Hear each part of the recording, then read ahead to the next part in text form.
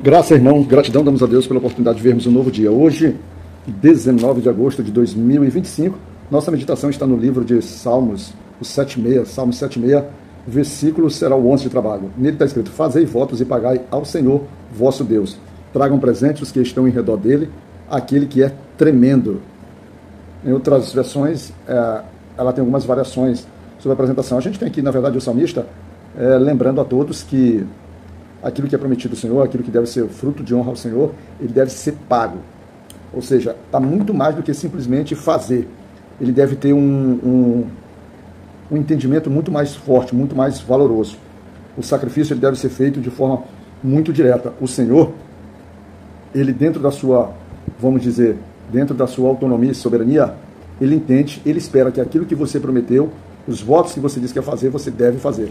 Quando a gente volta lá pelos livros de Levíticos, por ali, alguma coisa assim, Levíticos, Números, eu não lembro bem, mas nós temos ali do povo judeu, por exemplo, quando você prometia alguma coisa ao Senhor, há uma instrução que diz que é bom que você se apressasse para cumprir.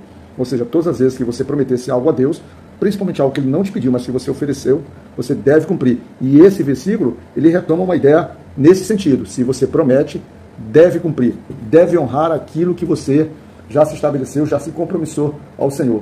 E ele diz: tragam presentes os que estão em redor dele. Aqui o salmista está trazendo uma reverência sobre o poder de Deus, a força de Deus, a sua majestade. Então todos aqueles próximos e os distantes devem, vamos dizer assim, procurar agradar ao Senhor. Quando a gente fala a expressão presente, a gente está dizendo assim, ó, você deve procurar ser agradável ao seu Senhor.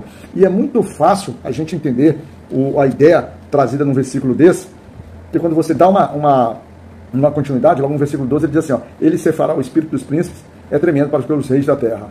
Porque ele tem poder, tanto para tirar a vida dos príncipes, mas também ele para ser generoso, bondoso, instruir os reis da terra. E esses salmos, ele é caracterizado dessa forma, porque quando a gente vai logo lá no versículo 1, nós pegamos praticamente os salmos lá no final. Mas quando você volta no versículo 1, ele diz assim: conhecido é Deus em Judá, grande é o seu nome Israel. Você está falando, o salmista já está trazendo a posição, a situação de um Deus que é grande, um Deus que é temido, um Deus que é presente, um Deus que é próximo, um Deus que habita entre o seu povo, um Deus que se torna acessível. Esse é o Deus. Mas esse Deus, conforme o versículo 3, diz assim: ali quebrou as flechas do arco, o escudo e a espada e a guerra.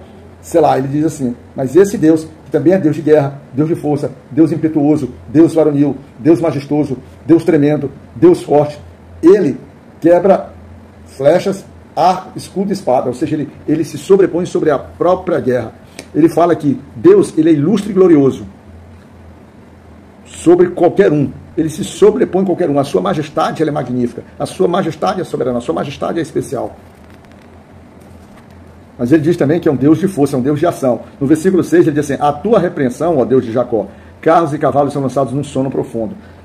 O salmista trazendo a informação, trazendo o entendimento, trazendo a consciência para aquele povo, dizer assim, olha, a força de Deus ela é tão tremenda, ela é tão destacável, ela é tão superior a qualquer força, que tanto faz carros ou cavalos, todos eles, vamos dizer assim, todos eles teriam suas vidas ceifadas, seriam controlados pela ação desse próprio Deus. Aí o salmista diz: tu és terrível. Tu és terrível. Tu, quando te iras, não tem quem te segura, meu Senhor. Não tem. A tua força ela é estrondosa. O salmista também diz, ele para que possa marcar isso de uma forma muito mais clara, ele diz assim, que essa força, essa ira, quando Deus se movimenta nesse sentido, desde os céus, né, o juiz de Deus é percebido, e até a terra, ela treme, a terra geme, a terra se angustia, porque, na verdade, a terra, ela treme e se aquieta, porque ela se aquieta diante da majestade, diante da soberania, diante da força, diante do poder de Deus, porque quando ele se levanta para julgar, né? Quando ele se levanta para julgar, certamente todos os mansos da terra ficarão livres, todos aqueles que estão oprimidos serão libertados, todos aqueles que são injustiçados encontrarão justiça. É um Senhor de socorro, é um Senhor de poder. E por fim, ele diz lá no versículo 10, porque a cólera do homem redundará em teu louvor. Ou seja, o homem irado, o homem angustiado, o homem bravo, o homem selvagem, que pensa que não tem a quem se dobrar, ele aqui, ao Senhor, ele se dobra. Além dele se dobrar, ele passa a prestar louvores ao Senhor. Ele passa. E ao restante da ira desse povo, dessa nação, o Senhor também faz com ela o que Ele bem quiser, porque Ele mantém o controle sobre tudo. É um salmo de poder, é um salmo que destaca a majestade, destaca a soberania, destaca a força, destaca a realeza de um ser tão poderoso, tão, vamos dizer assim, incapaz do homem traduzir na sua essência, na sua plenitude. Esse é o nosso Deus. Fica na graça de Deus Pai, meu irmão, que Deus te abençoe, que Deus nos cuide.